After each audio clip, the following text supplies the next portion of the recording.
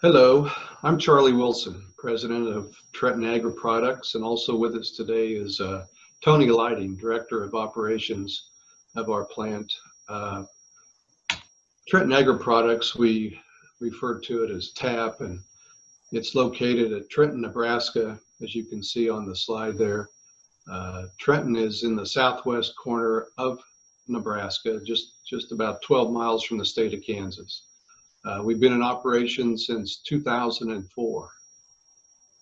Next, Tony. The project that we've taken on, actually the genesis of it started about a year ago when I was at a RFA board meeting, and there was a guest presenter there from Field to Market that talked about the opportunities that ethanol plants have to establish pollinator habitat actually on or near the campuses of ethanol plants. And I thought it sounded interesting, and also listened to the presentation that suggested that, or actually encouraged us to be involved in these type of projects, because there has been a degradation of the pollinator habitat around the country. And as we all know, pollinators are a very important aspect to agriculture.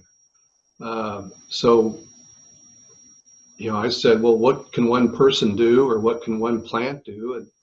And I thought, let's just commit TAP to dedicating some acreage for a habitat. And that's about a year ago, and then I turned to Tony and said, let's figure out what we have to do to get involved with this. It was something that, why shouldn't we do this? So Tony found a collaboration of a number of different organizations that could really help us kick it off. As you can see on the slide there, the different organizations that jumped in with us, the Renewable Fuels of Nebraska, the Nebraska Corn Group, Pheasants Forever, they all worked in collaboration with Field to Market. So we said, let's do it. Tony, I'll turn it over to you to kind of talk about the details that actually we had to go through to make it happen. Thank you, Charlie. As Charlie mentioned, I'm Tony Leiding with Trenton Agri Products. And so once Charlie looked at this project and said, this is something we should do, the team really bought in. It's a really great concept. And at Trenton Agri Products, we decided that we would establish a 5-acre plot. And in subsequent slides, I'll go over more specifically what that plot looks like. Going forward, after we establish the plot with support from our key stakeholders, especially Renewable Fuels Association and Renewable Fuels Nebraska, our goal is to provide education and support to local corn growers. The idea of this pilot project at our plant is that it will show the impact this can have, what a great project it is, and as corn producers are coming and going from the plant or passing by on the highway, they'll see it, and it'll be something that they could incorporate into their operations as well. The goal of this program is to get a total of 1,000 acres of productive farm ground converted over into pollinator habitats. And also another benefit of this project is that Pheasants Forever is lending their expertise to work with those producers. Of note for TAP, this is something that we don't get any compensation for. We're not enrolled in any federal programs. We just simply take this farm ground, turn it into pollinator habitat, because we feel it's the right thing to do for the land and the environment. So what you see here on this slide, this is the land around our plant that we own. So as you can see down on the bottom right, that is our actual ethanol plant. And then everything that is darker in color, and this square here is our farmland that we own. And so coming down here from the lower left to the top right of the screen, that's US Highway 34. And right here at this T entrance is the entrance to our plant. So there's a high volume of traffic on US Highway 34 passing by. And there's also a high volume of traffic in and out of the plant. And when vehicles come up to the stop sign, they'll be able to see the signage and the project itself. What was important to us as we chose this location specifically is the idea of this project is to take active, productive farmland and convert it over into pollinator habitat. So what you'll see here, this 5-acre plot that's shaded, it's outlined in blue and shaded in green, is actually productive farm ground that typically where corn and wheat is growing on there.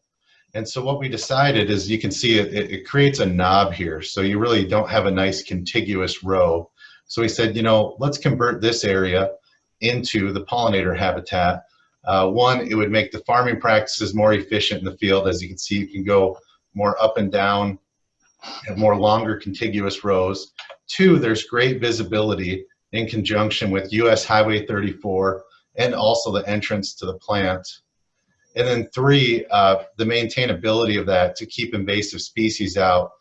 Since the ground around there has already been tilled and this is pasture land that's been kept under control, that would be a great barrier so we could truly attain a great pollinator habitat.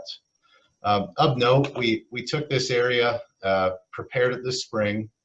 We planted a mixture of 45 different seeds and grasses in there for wildflowers for this pollinator habitat.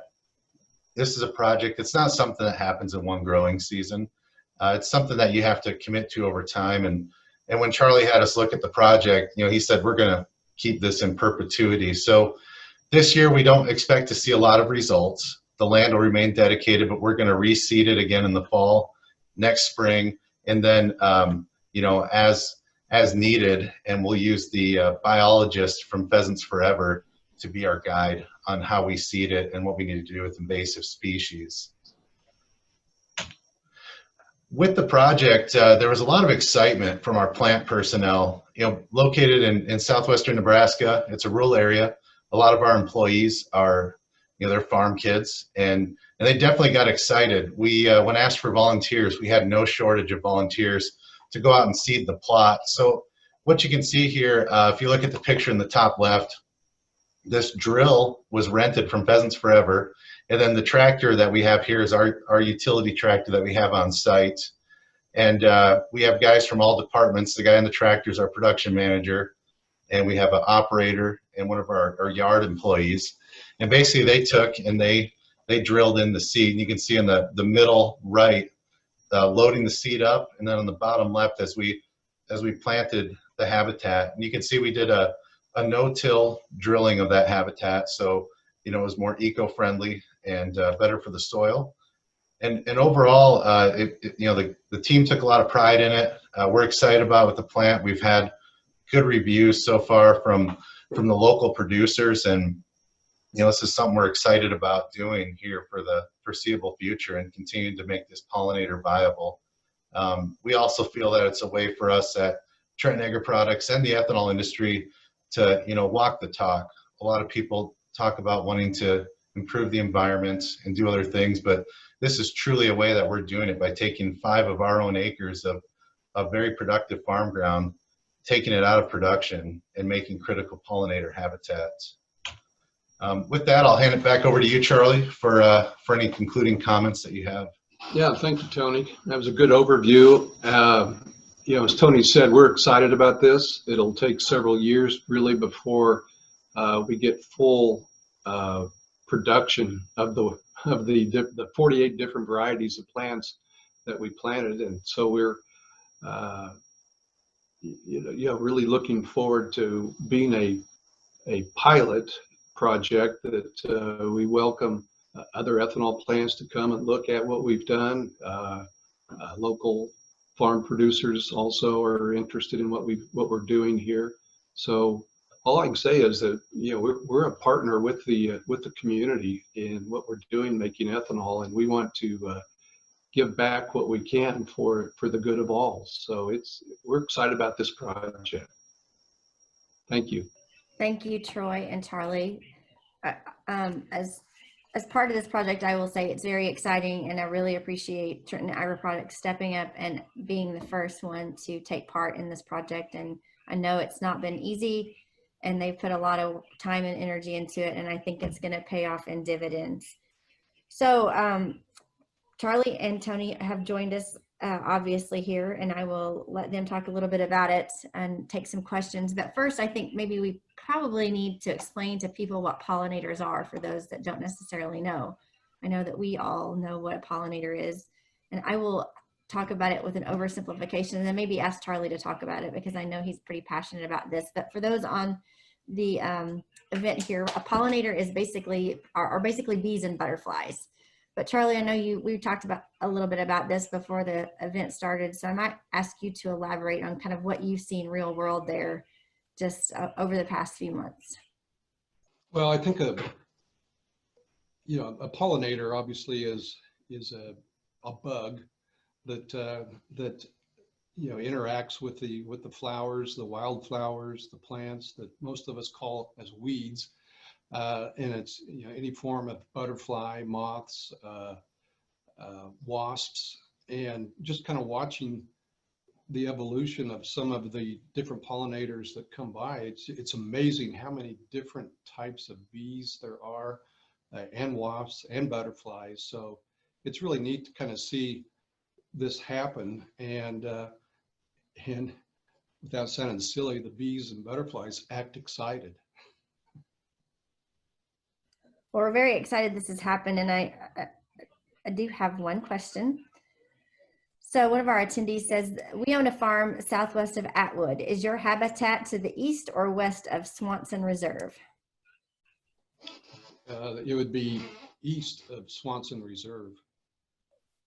It's exciting. We have somebody on here that actually knows where you're at. Yeah, where Atwood is. One of the questions I think that might be interesting to the group is you didn't need any permitting, and there weren't any regulatory barriers at the state or federal level that you experienced in order to do this. You were just able to do this in partnership with some of the groups we mentioned, right? Pheasants Forever. That's a good question. It's worth clarifying. The answer is no. There were no regulatory barriers, no permits, no hurdles that we had to cross. As Tony said in the video, this acreage is on our land.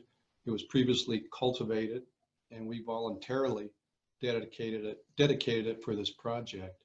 Our partners are all non-governmental organizations. We did not receive any grants or tax credits or subsidies to incent us to do this. So the answer is no. No government involvement, no governmental barriers to do it. And so it's an easy process if other plants or anybody that has some agricultural land to dedicate acreage to this. Well, we're very excited about it, and I think the project is going to take off. And then we already, like I said earlier, have some interest in other states. So we'll be excited to see this grow and maybe talk about it again next year with the same group.